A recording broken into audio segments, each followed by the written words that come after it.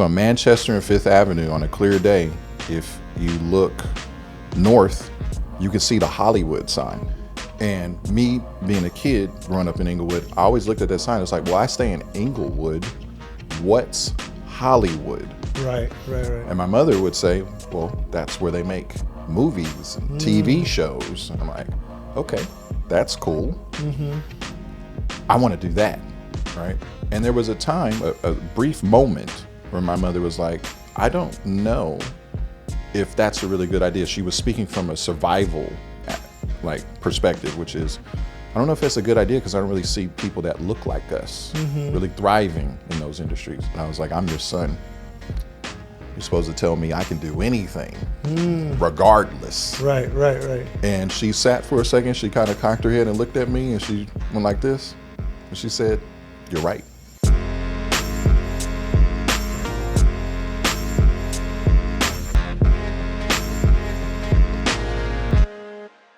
So this film, The GOAT, it started in like this little conference room over at Sony Animation.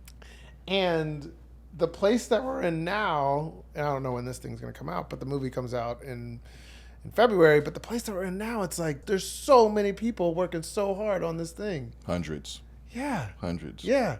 How do you feel about that process, going from, such a small group and where it is now? Like, tell me about your reaction to that, right? Like, how are you balancing out, hey, I could just, call Christina and give this note, or, work with the writers and give this note. But now it's like, when I give a note, it's like, oh, no, that's going to affect the whole thing. Yeah, you're stopping the train from moving at that point. Well, number one, it's a dream come true. Yeah. Like, this is something that when you're young and you're drawing on your living room floor as a kid, and you're up there kicking your little feet in the air and do, and then here we are, decades later, having a major motion picture come out from just this germ of an idea that started in a conference room with 6 people. 7+ years later, is incredible. It's incredible. And to have hundreds, and that's no exaggeration. When everybody looks at the credit crawl, when you're at the end of movies, literally an army of world-class elite artists working on this thing, from the best of the best, to bring this vision to life. Come on. It doesn't get any better than this. And it's funny, it's like you think about that, the hundreds of people. I don't know if there's many things. I mean, Tom Rothman said this to me, our very, very first meeting with him when we were at Sony, and he was like, shout out T-Bones. Shout out T-Bones. Shout out T-Bones. We love you, T-Bones. Yeah, we love you. No, but he said making movies is sort of like the last thing that can truly inspire, or one of the last things that can truly inspire the world, right? And so you think about that statement of the guy that runs the studio, and you think about how many people are working on this film, that they all believe that, right? And that the thing that they're working on can create change, inspire the world, et cetera, et cetera. Your belief in what you're doing now, tell me about the foundation of that belief, right? Like, so if you think about Tom, that's why Tom is who he is. He wanted to, most likely, maybe we'll have Tom on one day, but when I talk to him, get on the show, T-Bones. Get on the show now. But to you, what started? What was like the nucleus of the dream? Like, what was the meaning behind why you wanted to, take those little drawings and eventually create television shows and movies, etc.? For me, it was just a fascination and a curiosity and a love for the picture making process and the result of that process. So at first it started off with, I just want to be a dope artist. But then when you discover that those pretty pictures can become beautiful, moving motion pictures, it adds a whole nother layer of dimension. It's like, I can tell full-fledged stories with these pictures. So just kind of going down that rabbit hole, falling in love with the process, getting better at my craft, and then wanting to express myself through this medium of animation. When you were going through that journey, talk to me about, I'd love to hear some of the successes where you're like, oh snap, I'm dope. You know what I mean? Or like I feel like I know what I'm doing. And then also some of the failures, right? Like I think the failures teach you so much within this industry. But I'd love to hear. I think when you're a little kid, I think the first success is your parents looking at your work and saying, that's pretty good. Yeah. That's pretty good. Yeah. And then the second layer of success is your friends at school saying you're pretty good. Yeah. And then I think the third layer is your friends, but the third layer is girls think I'm pretty good too. Yeah. Right. That's the final boss. Wait, she thinks I'm good? I'm him. Yeah. Right? Yes. But once you get out of school and you need to make money at this thing, or you want to pursue it as a profession, I think the validation comes from submitting your work, being evaluated, and saying, oh, you can do this professionally. Yeah. That's the difference. Yeah. That's the validating factor. That's success. And I think when it comes to failures, I think the failure is trying to break into the profession. There's been numerous times where I've submitted portfolios and either number one got rejected or number two just didn't get an answer at all, just ignored. You know, I got left on red in the DMs for the job, basically. Yeah. It's like, so you couldn't acknowledge, like Yeah. I didn't have no swag whatsoever. Yeah. So I think, persevering through that process of trying to go from amateur to professional, Right. and then finally getting to the level where, okay, now you're in, but I kind of equate it to sports. You kind of start at the end of the bench if you weren't heralded, coming into the league. Yeah. And then now you got to work your way through it. So my process for working my way through it was, starting from the bottom and then moving my way to the top. Yeah. And here we are, decades later, and directed a animated feature film. I've been part of this film with you for so long. It's been long. No. But what I've realized is I think about how you used your voice in the beginning and how you use it now, right? And I think it's important for people to understand when and how to use your voice. Can you just talk about like your approach in the beginning and now your approach now? And I'll give you my please give me your evaluation All right, I will. Me 7.5 years ago to who I am today. So 7.5 years ago, I feel like a lot of people were sort of rowing the boat, right? A lot of people were trying to figure this thing out, and you were adding insights in your creativity. I do feel like you had the culture always figured out of the movie. Like from the very beginning, you're like, this is what this shit over here, we ain't doing that. Right. This ain't like Mike. You know what I mean? Yeah. This is like, we're going to ingest the culture into it. Nothing to say bad about like Mike. We love like Mike. Yeah. And so, but I think now it's completely different. Now, right? It's like, you can, you're the captain of of the ship that's everybody's rowing, right? And so, my question is do you realize that, or do you feel like it was just natural? Like you felt, or was there a moment where you had to be like, oh, I gotta be the captain, or this ship's going down? No, well, okay. Like you talk about failures. This isn't really a story about failure. This is a story about growth. So the growth for me was, I came from television animation, which is a completely different beast than feature film animation. In TV animation, writers, showrunners, they run the ship, and you submit to that. Yeah. Whereas in this world, it's the opposite. Everyone submits to the director in a sense. So being that I came from a world that was run by writers, I would submit to writers early on in the beginning. But I know what I know about, like you say, the culture. Yeah. And when we say culture, I want to be very clear. Yeah. That's not, that's rooted in what's, let me say this. Culture is bigger than skin color. Yeah, yeah. Culture is about what does it really mean to move authentically through these spaces, be it basketball, on the court, off the court, the peripheral things of that, the fashion, the swag, how you talk, the approach, the personality, all that, right? And of course, our room, I'm definitely qualified to police that. Yeah. Right? Yeah, right. Yeah. So in the beginning, I acquiesced because I'm new here.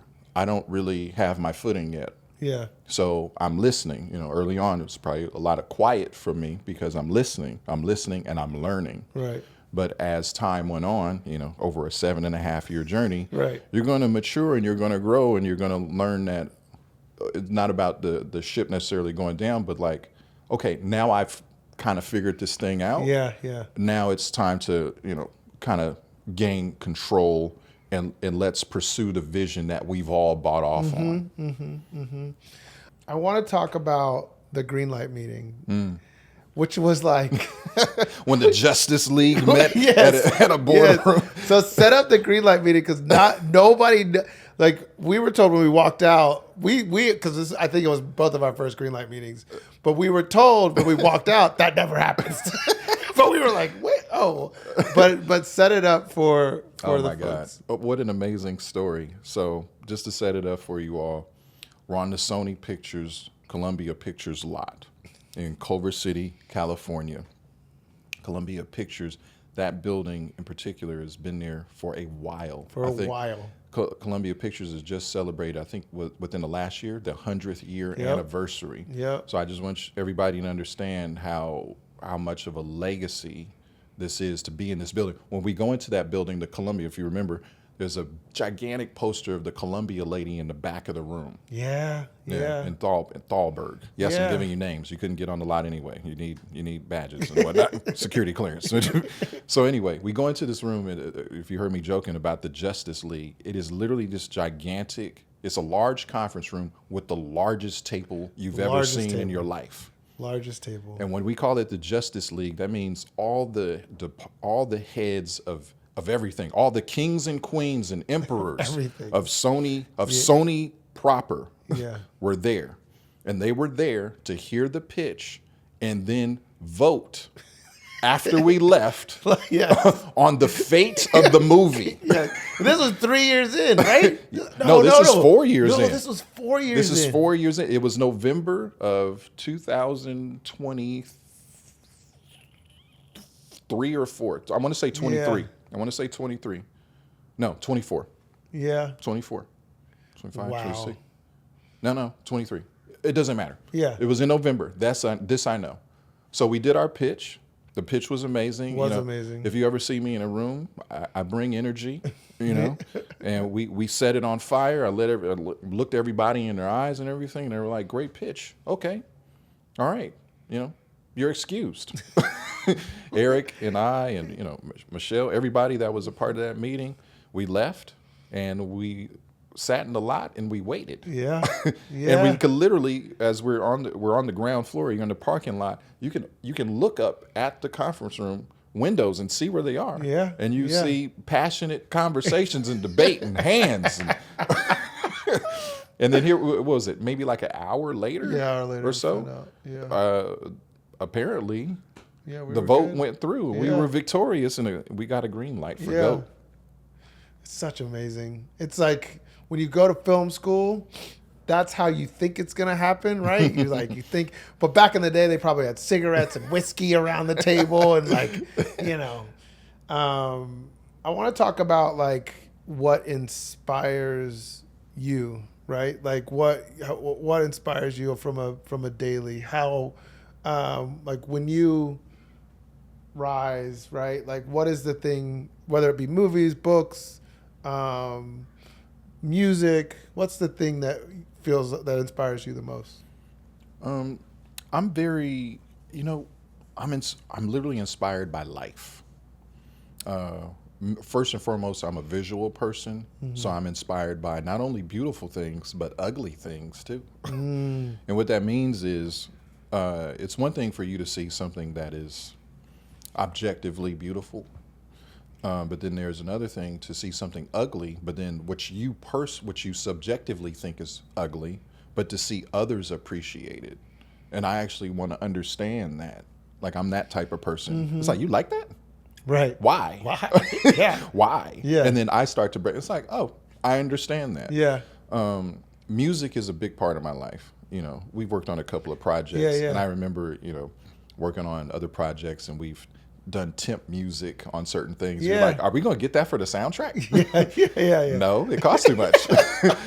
But damn, can we match that energy? Yeah. So I've always had a natural inclination towards music and what sounds good with picture, because the math for me is pictures plus sounds equal feelings, and if I can always kind of solve for that arithmetic, we're gonna have great products that are gonna like make you feel something. Right. But the cool, you know, like what inspires me is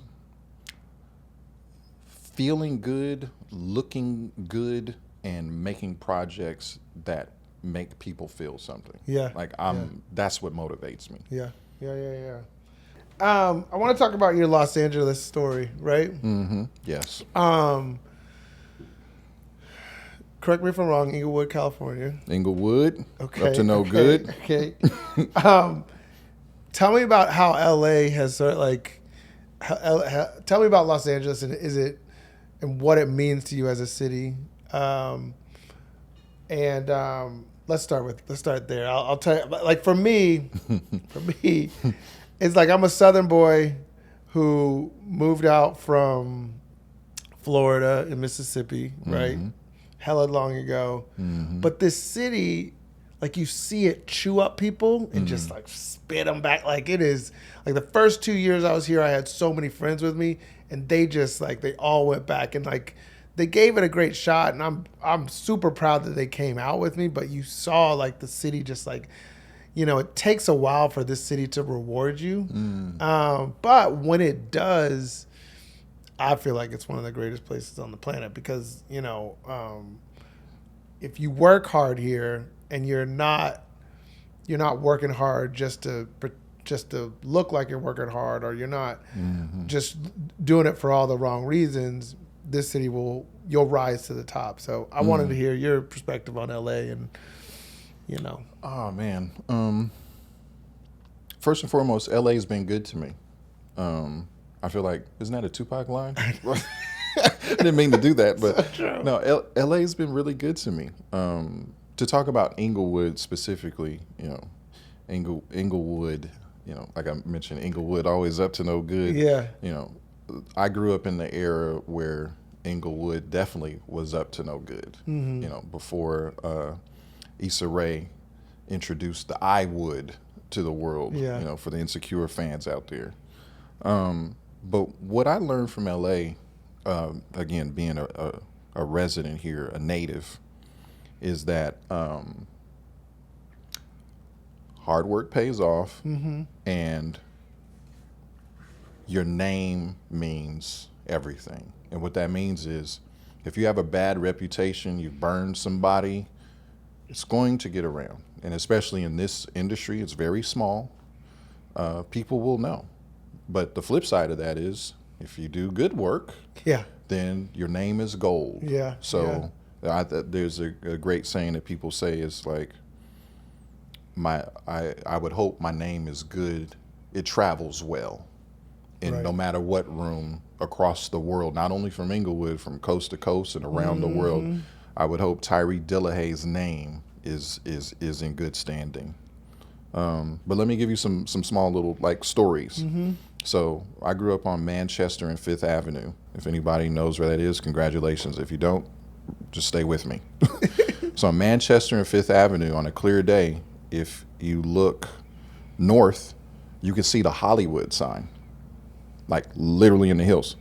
You stand on that corner, you look north, you will see the Hollywood sign. And me being a kid growing up in Inglewood, I always looked at that sign. It's like, well, I stay in Inglewood. What's Hollywood? Right. And my mother would say, well, that's where they make movies and TV shows. And I'm like, okay, that's cool. I want to do that, right? And there was a time, a brief moment, where my mother was like, I don't know if that's a really good idea. She was speaking from a survival perspective, which is, I don't know if that's a good idea because I don't really see people that look like us really thriving in those industries. And I told her this, and she left me alone and continued to support my dreams after that. But I was like, I'm your son. You're supposed to tell me I can do anything, regardless. Right. And she sat for a second. She kind of cocked her head and looked at me, and she went like this. And she said, you're right. Since that day, my mother's been my number one supporter. That's amazing. She would, I was never without sketchbook paper, paints, airbrushes, you name it. If I needed it, she gave it to me. And my mother, I credit her as one of the first blurds. You know what a blurd is? No. A blurd is a black nerd. Ah. Okay. My mother's the OG black nerd. So during her time, she was looking at, Star Trek and Battlestar Galactica and all these like weird, never before seen, groundbreaking things in television, science fiction, comic book. My mother's the one that took me to my first comic book convention. Wow. In LA at some small venue by USC. She was doing these things. She would take me to museums. My mother took me to see Heavy Metal. Heavy Metal is the first R-rated cartoon. Yeah. Technically, that's not true, but there's another cartoon. But this is a safe podcast. We won't talk about that. But these are the types of things that my mother was into, and it introduced me. And this is the kid from Inglewood. Now outside, there's murder, mayhem, pimping, crack deals, and gunshots, all around me. Yeah. But I'm that kid in the hood that, OGs, gangsters, etc., would look at me and be like, "Don't leave this one alone." Yeah. Leave this one alone. He's not like the rest of us. Right. Clearly. Right. Leave him alone. And thank God they did leave me alone. I was able to survive. I'm not a statistic, and I'm still that same kid. Yeah. Literally. That's Tyree. He draws. Yeah. He's the artist. Everybody had their thing. Wherever everybody you come, had their thing. You the athlete. Yeah. Oh, you the pretty boy. Yeah. Oh, you the thug. Yeah. You're a super thug. Right? Yeah. Everybody had their thing, and artist was my title. And just blessed to be here, man. That's dope. Tell us how the concept started. So Sony had optioned a book. There was a page in the book about animals playing basketball. And they solicited takes internally in the studio. This is before I was even hired. I was with Sony at this time. I was actually on Bob's Burgers. And within that arose the name called Farm Team. It was like, okay, we want to make animals. I remember that, yeah. It's actually in some of our codes. Yeah. Yeah, Farm Team. So, Farm Team, barn animals playing basketball. Right. So then, God bless her soul. I mean, I'm not saying that as if she's dead. Karen Tolliver. Karen Tolliver. Shout out to Karen. Yeah, shout out. Hey, Karen Tolliver, an absolute queen. Who's not dead. Yeah, who is not dead, who is currently living, doing quite well. Yes. Karen Tolliver was at Sony at the time, and we were working on a project together, a project called Hair Love. That's a project Karen Tolliver and Matthew Cherry won Oscar for Best Animated Short. I was in those rooms early on when Karen said, I want to win an Oscar for this. And won an Oscar for it. Like, how crazy that is? Crazy. To see that manifest over a 2-year period, and it happened. So again, shout out to Karen. So Karen, while we were working on that project, Karen says, I might have something for you. I'm working on Bob's Burgers at the time, directing. And what she had was Farm Team. She was like, we got this idea about these animals, but we don't really know what to do yet. So I came in, met with you, others, pitched a take about, okay, well, yes, we're going to do animals playing basketball, but let's really lean into the animalistic aspect of animals playing basketball and take it seriously. What's that look like? And everybody was like, yeah. Yeah. Like this is something. Yeah. I remember that. I remember you. I don't know. Actually, this might not be. I don't know if you did this later, but didn't you bring up Shaolin soccer? Yeah. Shaolin soccer. That was like Yeah. you were like, watch this clip. And everyone's like, huh, Shaolin soccer. It's like, you see this? This is the way the animals should move. We were like, wait, what's going on? Yes. Yeah. It's like, for those of you who haven't seen it, Shaolin Soccer is a cult classic. Yeah. It's not a big budget film, but for artists, animators, and any cinephile, you look at that film as a touchstone to be like, that's cool sports. Yeah. And what I hadn't seen in the animation medium was something that did that while also taking the sport seriously. Yeah. And I think that was the difference maker.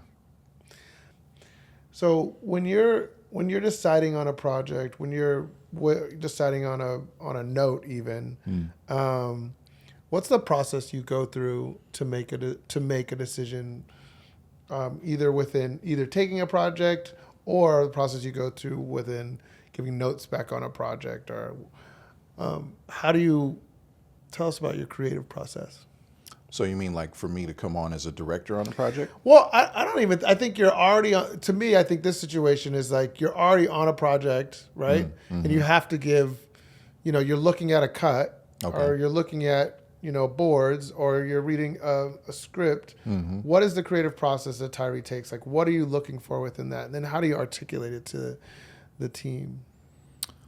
So, like, number one, notes come from everywhere. Yes. Like you mentioned earlier, you were setting up like so many cooks in the kitchen, right? But if everyone is looking to me, or even now, myself and my co-director, Adam Rosette, they're looking to us to maintain a stronghold of the initial vision that we sold everybody on. Yeah. And not only maintain it, but protect it. So even though a note let's say it even comes from you or whoever, we have to ensure that it works with the overall vision that we've set up. Because a movie is a delicate thing. It really is. Take one, we call them threads. Pull a thread, and what does a thread do when you pull it? It unravels, right? You put a thread in some place, it might not be the right place. Or you put a thread someplace, okay, but now we need to track this. So it all fits into the tapestry that is the movie, right? So my thing is, it's all about looking at, I'm always looking at this thing, they always say the 30,000 foot view. Yeah. I'm always looking at this thing holistically, and I can literally see the threads. We can see the threads. It's like, that's not going to work. Maybe that'll work. Yeah. And it's this constant Libra scale, if you will, of evaluating, is this worth it? Is this not worth it? Can we pursue it? Should we pursue it? Does it work? Does it not? It's constant. I completely agree. The hardest thing with animation is like you can sort of do that until 3 weeks out, right? So you're like, when you say 3 weeks out from what? I mean, I'm just saying listen. The movie. I see the latest rough cut, and the movie comes out in February.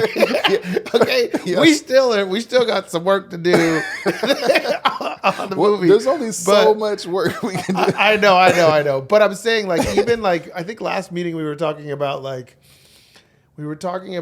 audio notes now because again some of the things have been turned over, right? And so like we can in my opinion, from my view, Christine specifically is going to keep giving notes until she can endeavor, and you are too, right? And so like in narrative film or in sort of traditional filmmaking, you can't once you shoot it, it's shot, right? And so that's why I find the process is so interesting, right? It's like, to your point, there's so many strings you can pull, but also sometimes they turn the sweater upside down. And you're like, oh, wait, wait a second, where'd that string go? Yeah, and you're like, because you're always mitigating the commerce of it all. Yeah. It's time versus money. Yeah. It's always that. Yeah. You know, we're in the entertainment business. The product that we're making is entertaining. Yeah. But the business of making that piece, that product, is a whole nother level, right? So you do it, you push until you just can't push anymore. Because we always say this. We're trying to go from we had a good idea when we first started thinking about Go. Yeah. And then as we went through, numerous versions, we won't even talk about what version we're on. But now we're at the point where we got to a good version of the movie. We got a good movie. And it's like, no, but we want a great movie. Yeah. And now we got a great movie. And then it's like, yeah, but we're greedy. Now we want a greater movie. Yeah. So it's like you just you keep hulking this thing up until you can't do any. Like you literally just run out of time and or money. Yeah. It's beautiful though. That process I've never I feel like I don't know. I enjoy the process. You know what they say? A painting is never finished. Right. No, it's so true. It's never so finished. True. It's like, when are you willing to walk away? Yeah. Yes. Or when do you have to walk away? Yes, in our case, it's like, no. So guys, the movie comes out, you kind of have to. You have to walk away. You got to walk away. I want to talk about, before we wrap here, is like, how do you, what do you tell the young sort of filmmakers, creators, what do you tell them to, like, a lot of people come up to me and be like, hey, how did you get here? What's your advice to young filmmakers, young creators? There is no better time than in this day and age to be a creator.